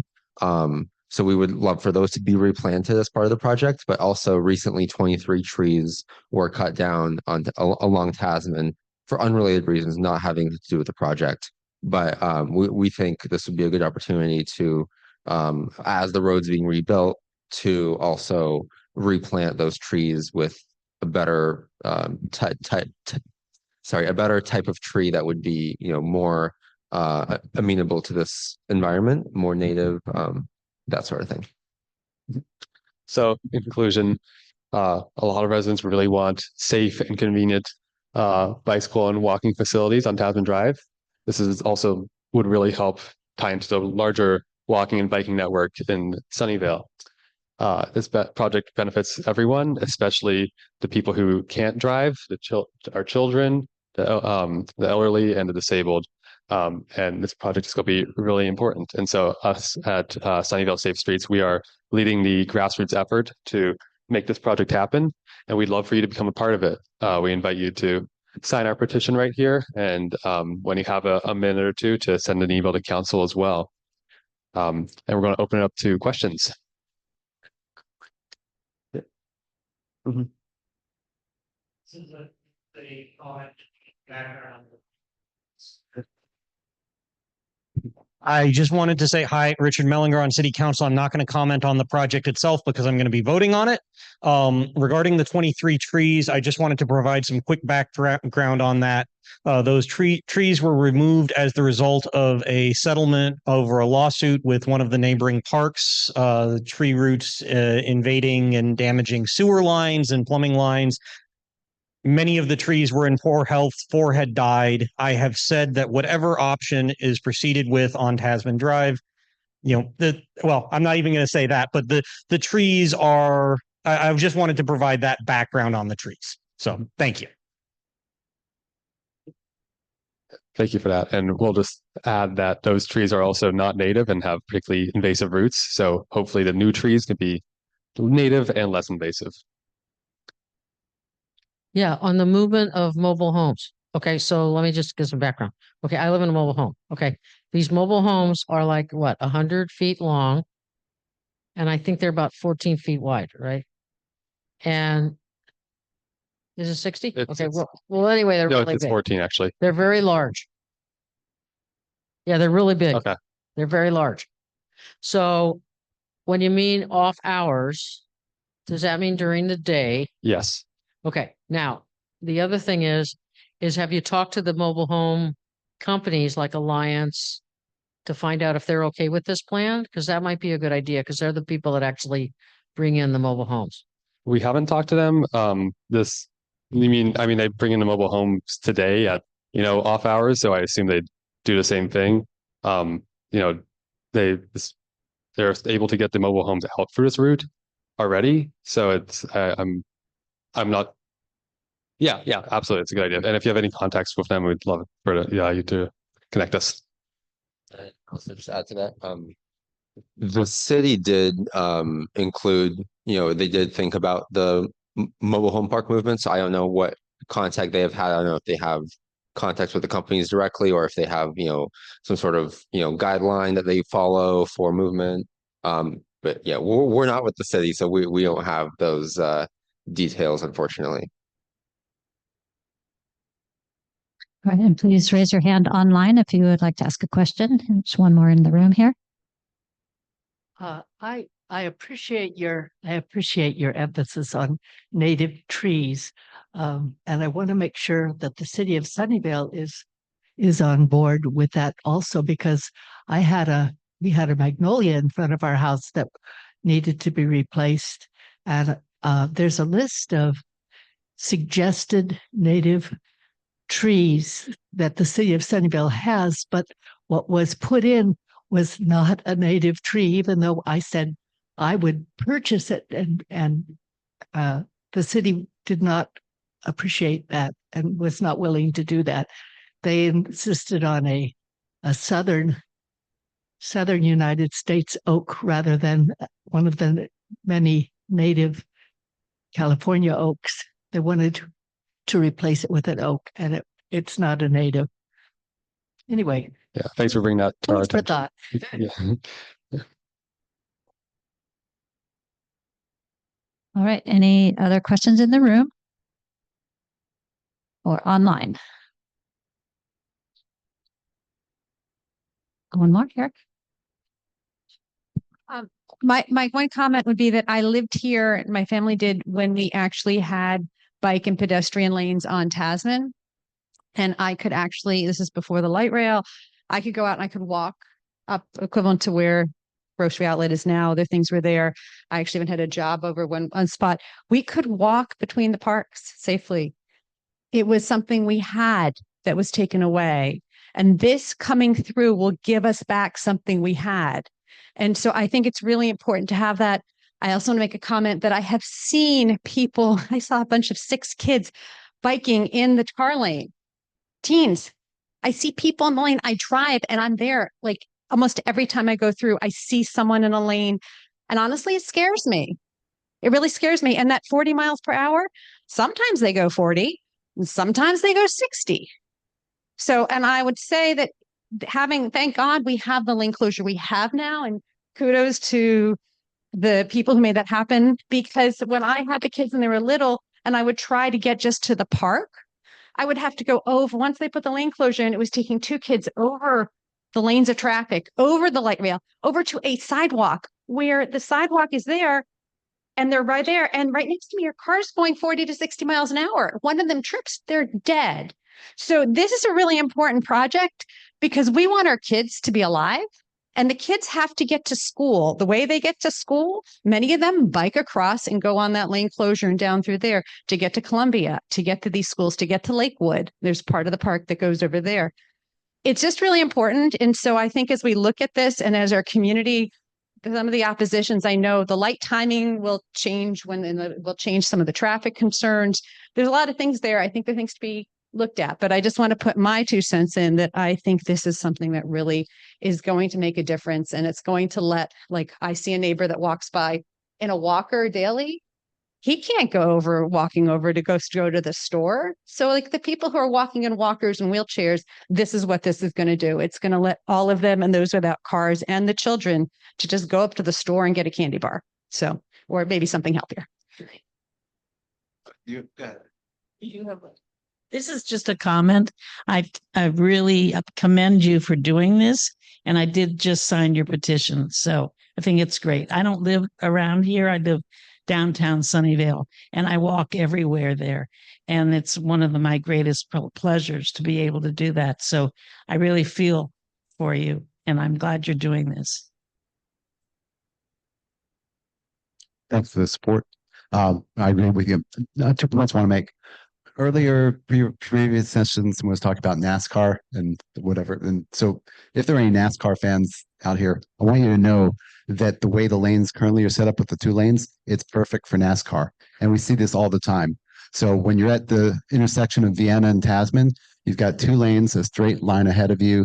The light turns green, perfect racing conditions. And in fact, we see that. So about 3 times a year, we live close to Tasman, so we hear when this happens. A car will going too fast, recklessly, whatever, will curb up onto the train, that concrete barrier, and they'll get stuck. This happens 2, maybe 3 times a year. Since the lane closure came in, every time that's happened, it's been on the side with 2 lanes. That's because cars are driving, they're flying, they're going 40, 50, 60. I've seen some go like 70. It's nuts. Before the lane closure, I saw cars accidents on the other side where the lane closure is today. There was a beautiful brand new Corvette. It took the curve too fast, flipped around, totaled the car, hit a tree. And I heard the boom, came out and talked to the owner who just bought the car like 2 weeks before. Now that we've had the single lane closure for almost 5 years, there's not been a single accident that I've seen on that side of the road. So cars do drive more rationally. That's a really important point with this. The other thing about the trees, the 23 trees that have been taken down, they are tropical ash trees known to have aggressive root systems, and they're not on the native to this area. They're not on the Sunnyvale recommended tree list. And I do see that this would be an opportunity. If you have a big project with money, planning, et cetera, behind it, I believe it would provide, I'm not a council member as Richard is, but I believe it would provide that opportunity to be able to put that in, because people do want those trees back. And if we don't have a project like this, I don't see what's gonna, you need to have not just trees, you need to have a watering system put in. So to have that, construction, that planning, it's not going to happen unless we have this project is seems like the logical conclusion. Anyway, that's a couple points I want to make as resident. Thank you. All right. I don't see any other question. Oh, is there someone raising a hand? Yes, I'm trying to get your attention. Okay, go ahead. My name is Judy Pavlik, and I live in Plaza Del Rey. And I've had the opportunity to talk to the people who actually move the mobile homes down the freeways. They're called haulers. And in order to move a mobile home down the freeway, they have to get a permission from the highway patrol. And part of the agreement there is that they cannot move a mobile home down the freeway after 4 p.m. And when they do, they come down 680, 237, to Caribbean, to Grossman, to Java, to Tasman. So they don't come 500 feet from Lawrence. They come a mile up from Fair Oaks up to the mobile home parks. So, and the other point is that mobile homes burn in approximately 11 minutes. So delaying any emergency vehicle by 5 minutes makes a big difference in mobile homes. And there's a reason the city put a fire department so close to the mobile homes, and that's because they burn in 11 minutes. They are also 6 to 12 feet apart.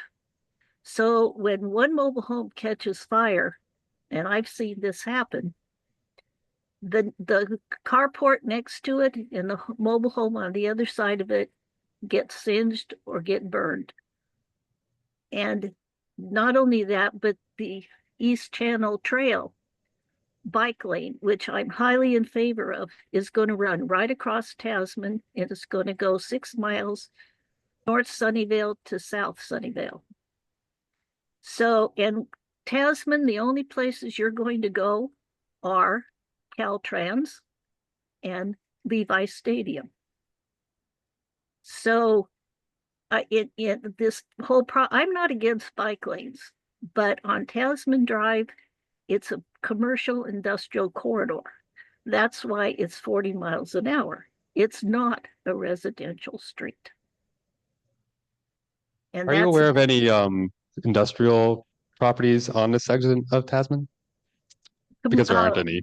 That's yes, mobile homes So- are, yes, there are. If you go to the left of Tasman, on this segment, there are only residents and commercial developments along this section of Tasman, and people deserve the right to be able to safely walk and bike to nearby destinations, to the grocery store, to the local restaurant, to the park, and that's why it's so important.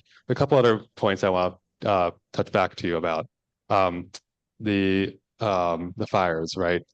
Most catastrophic mobile home fires occur at night when there's basically no traffic on Tasman. that's not true. The three fires in my mobile home park have been during the day. I'm talking statistically. One of which a child was killed. I'm very sorry about that. Yeah, I'm sure you are. But yes, and to your point, we should be doing everything we can to make our emergency services faster while balancing the safety of our streets. And this project will have mountable curbs every 200 feet or so that fire trucks can jump onto the multi-use pathway, bypass any stuck traffic, and get to that fire as fast as possible. It's better than the existing conditions. You're basically just, you can think of it as a dedicated emergency lane, if that's better. Like, because pedestrians and bicyclists can easily stop and get out of the way, right? Cars can't get out of the way, right? They're there. So you can think of it as a dedicated emergency access lane on both sides for fire trucks to be able to go on either side to respond to an accident or to a fire or to a medical emergency. So nothing that the folks who are opposed to this project have shown, they haven't shown any actual proof that there would be a delay for emergency vehicles. The 5 minutes, pure speculation. There's no data behind that. We do, however, have we have had the fire chief or the public safety DPS chief who has been involved in this project, and he has said that they don't have any problems with this project. I can guarantee you the fire department would not be on board if it would increase the response time. They just wouldn't. They have a job to do. We actually talked to the people that drive. I absolutely, I know about that. If sorry, I know where you're trying to go. You can't talk. The firefighters are not allowed to comment on behalf of the fire department. The fire chief is. The firefighters, and I actually know firefighters, but I'm not going to ask them to publicly comment on city policies and on these sorts of things, because that's not their job. It's the fire chief's job to analyze fire response times and to provide input on public projects and that sort of thing. Right. He's retiring the end of the month. I'm not sure how that's relevant. Well, the new one will be coming in. I will be happy to talk to the incoming fire chief as well. And I'm sure the city public works department will include the next fire chief in the process as well.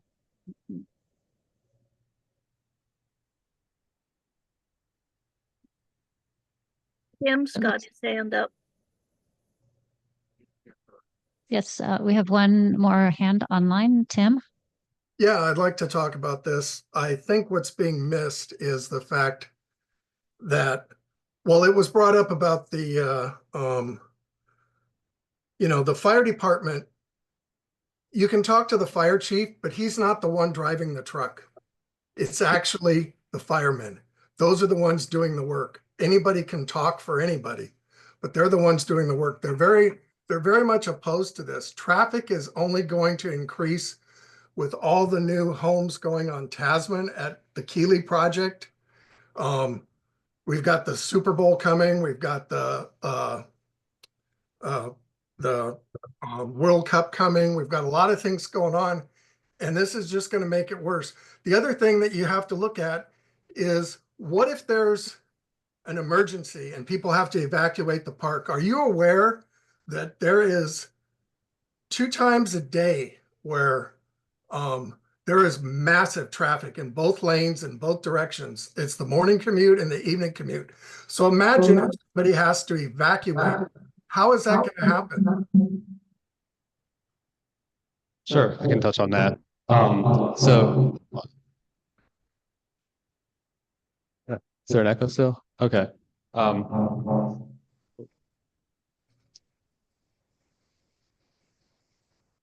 Testing. Gail, you need to mute your machine.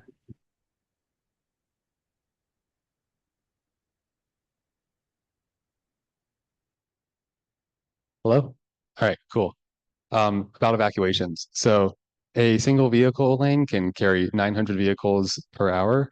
And that's enough to empty both parks. So you have 4 vehicle lanes in total, one going, sorry, spoke. We have 2 vehicle lanes going total, so 1,800 vehicles per hour. That's enough to clear, if you have 1 vehicle per house in each mobile home park, that's enough to clear all of the vehicles within, I think, like 2 or 3 hours. And that's assuming everyone is 1 hour. I appreciate the correction. So 1 hour. So that should be plenty. I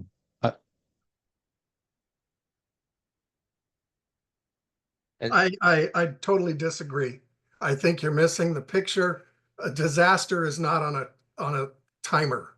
When there's a disaster, people have got to get out in a hurry. And if there were to be a disaster during commute time, which is bad now anyway, with 2 lanes in each direction, imagine what it would be like if you have just 1 lane. And then you have this stupid thing at all these intersections that's being proposed, no right turn on red. That's How not the hell not is true. that going to work? That's not true. So there is That is already true. a no right turn on red on Lawrence in some of the turn directions. So alternative, yes. because that's You already want to there. That's put it not at part of this every project. intersection. But at Vienna, the Vienna Drive and Tasman intersection for alternative 2, which we do not favor, that one would have no right turn on red, but alternative 1 would not. So that I just want to clear that up. So the alternative that we like less, it's still better than nothing, but that we like less would still have, would not have right turns on red for the ones that we are supporting.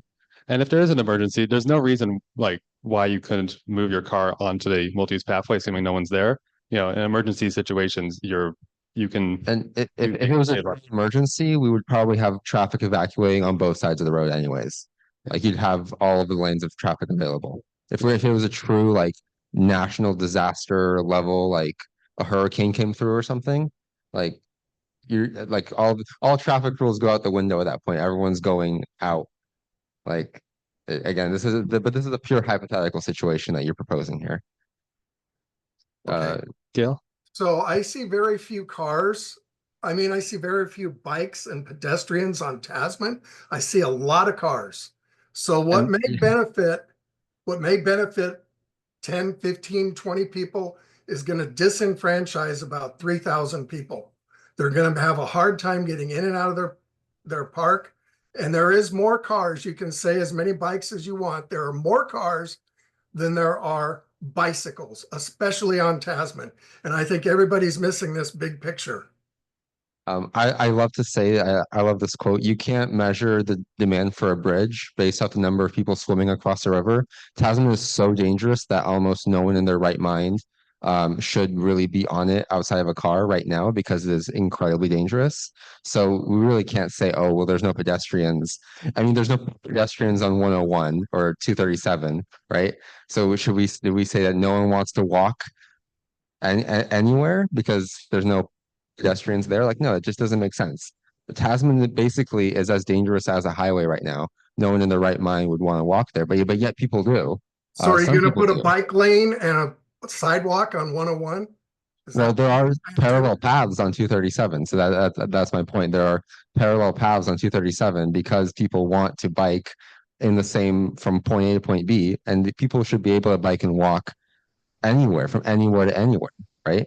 So if you live in a mobile home park, or if you live on one side of Tasman on Fair Oaks and you want to get to Lawrence, you should have the ability to get there safely.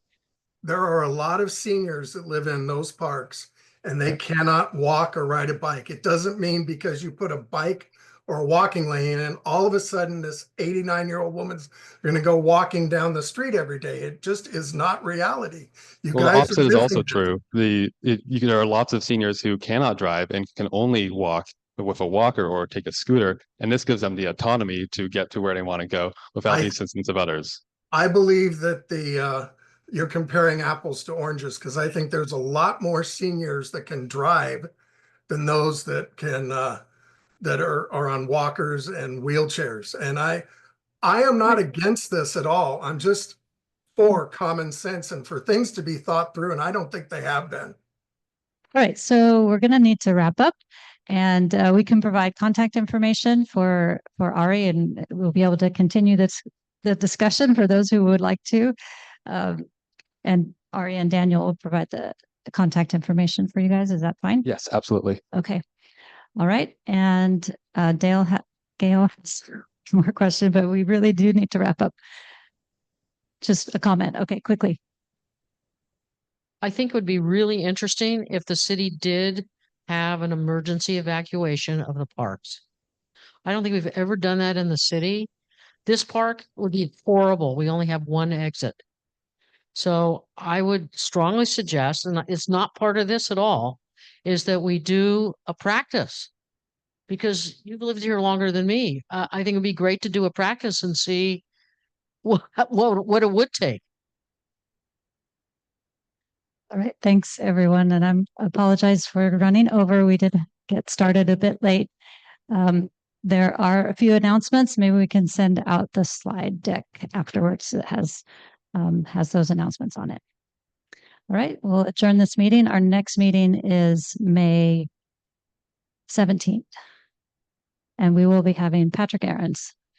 We'll also be having board elections. If you want to vote in the board election, you should show up to the May meeting. Thank you. And if you're interested in running for the board, please contact Peggy Brewster or Eileen Lay.